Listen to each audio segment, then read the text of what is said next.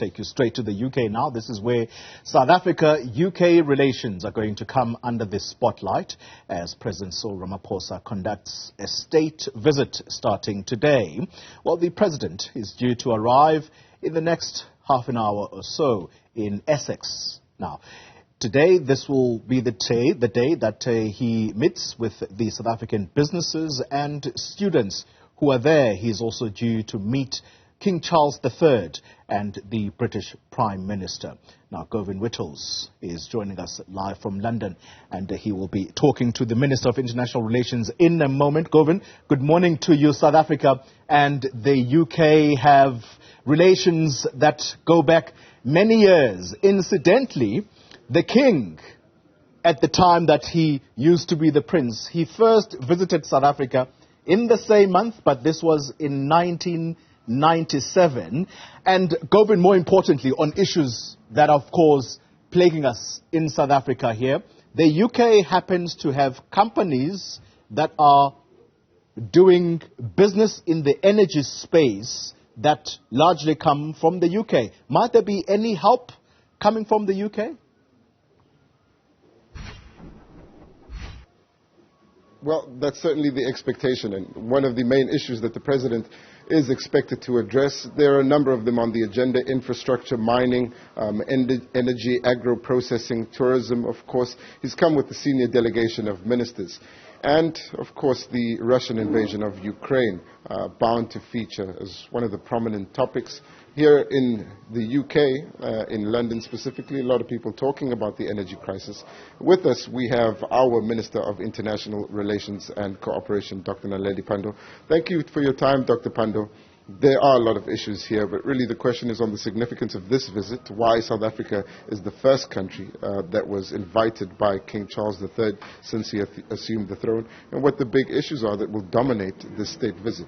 What's your take? Well, good morning, and morning to all your viewers. We're really thrilled that King Charles III informed our President that he would want to maintain the invitation that had originally been issued by Her Majesty Queen Elizabeth II. When we attended the funeral, the King had an opportunity to speak to President Ramaphosa and indicated that he wanted the state visit to proceed on the date that had originally been indicated by Her Majesty. So we were very, very pleased that this would go ahead. For us, it's a confirmation of the strength of the relationship and cooperation between South Africa and the United Kingdom.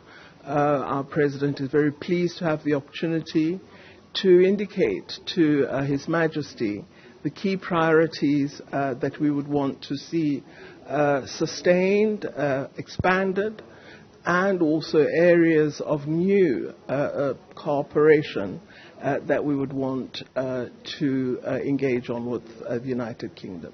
Just briefly, we're expecting talks on the energy crisis to dominate these talks, also some discussions on health matters. The Minister of Health, Dr. Joe Pahla, expected to join the President as part of the delegation. What will South Africa's approach be? And considering the war in Ukraine, how difficult are these talks?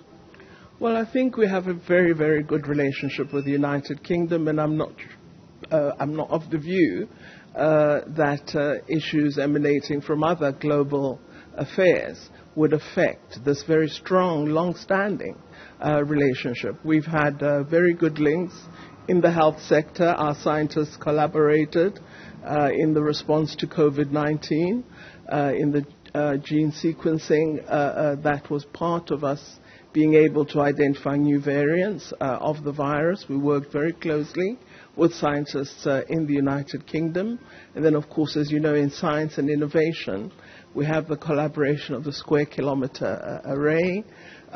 United Kingdom is our fifth largest trading partner worldwide. So again, a very important trade relationship, hence the large business forum that will be held on Wednesday. And in the area of higher education, we have many postgraduate students that are studying in the United Kingdom, as well as English students studying in South African universities. Thank you so much. Let's leave it there. That's the Minister of International Relations and Cooperation, Dr. Naledi Pandor, speaking to us just ahead of the President's arrival here in Essex, which, of course, we'll venture to bring to you live on Newzroom Afrika. Only the Minister alluded to some of the events that will be taking place during this state visit. Some of them highly anticipated, of course, which will demonstrate some of the warm relations between South Africa and Britain.